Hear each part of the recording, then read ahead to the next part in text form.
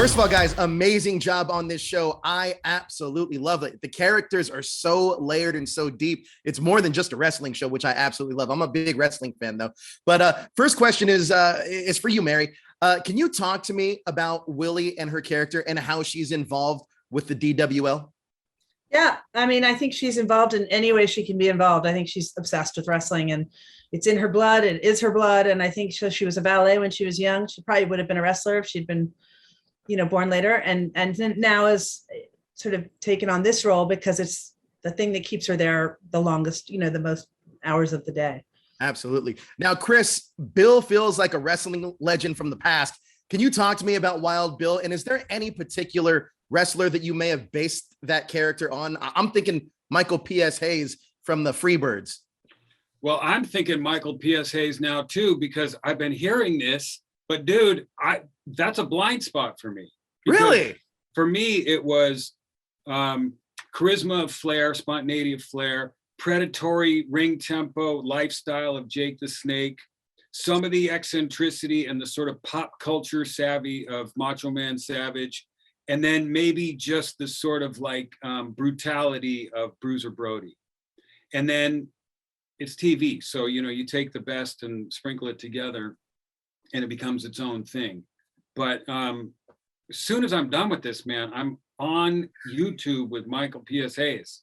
Yeah, just Google "plane ride from hell," and I think that there's a scene in there that you're gonna be like, oh, that's where that's from.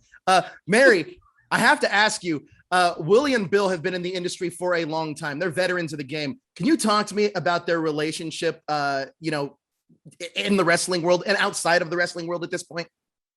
Well, at this point, it's different than it was. She was his valet, and I think that they had a lot of fun together. I think that they had a similar habit.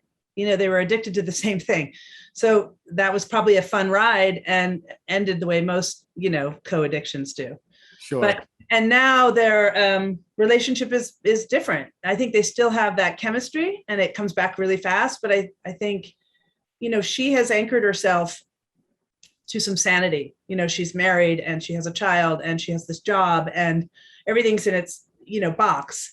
And then along comes Bill and reminds her of that other way they used to live. And now everything's a little off for her and a little bit upside down. And it seems to just be getting worse. Now, Chris, correct me if I'm wrong. Is your wife in charge of the way you dress as Wild Bill? That's her. And that's exactly the way to describe. She's in charge of how everybody dresses. She is the great Laura Bauer. She is incredible. I love that at look. The Emmys, Laura Bauer. That's her nickname. I love that look that she created for Wild Bill. What was some of the inspiration there? I see a little Motorhead in there a little bit. Totally. Like, R.I.P. Lemmy.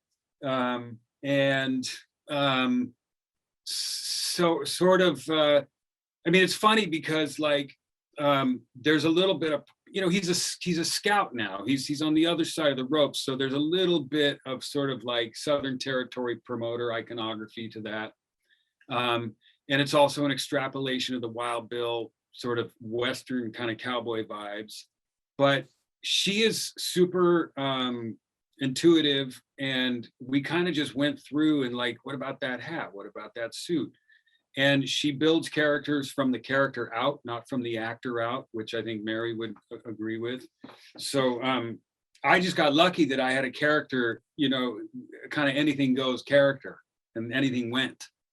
That's incredible. That is incredible. Now, Mary, one of the other relationships that really fascinates me in the show is your relationship with Crystal. Can you talk about how the two almost parallel each other, just from different eras? Yeah, I think she sees herself in Crystal, a lot of herself in Crystal, her ambition and her love of wrestling. And so there's a lot of similarity.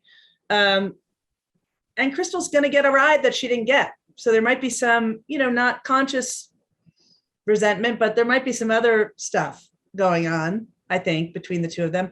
And then I also think she really likes her and admires her. And that's good writing. That's instead of playing one of those things, all those things get to play at the same time. And I love that. And I also think she, Crystal's so eager and ambitious, probably similar to the way Willie was, that she's skipping some steps. Sure. She's trying to sort of skip some steps. And I think Willie is in charge of making sure no one does that.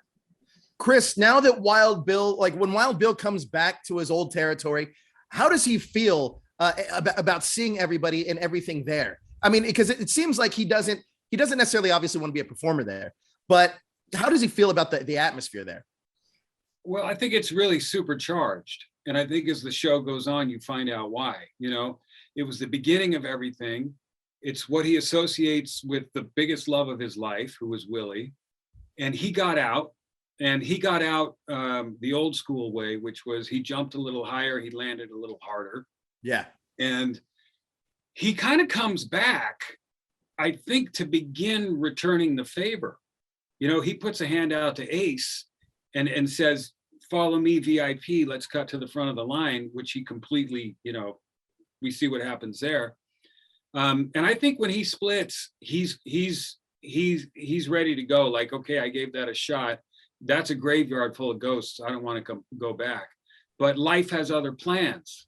Like all good stories, life has other plans. And Bill trying to catch up to life's plans is his only weakness, you know? Well, look, you guys got me hooked. On August 15th, every Sunday, I'm going to be right in front of my TV watching Heels. I absolutely love the show. I'm excited to see what direction these characters go in, but fantastic jobs, guys. I appreciate your time. Thank you. Thank you so much.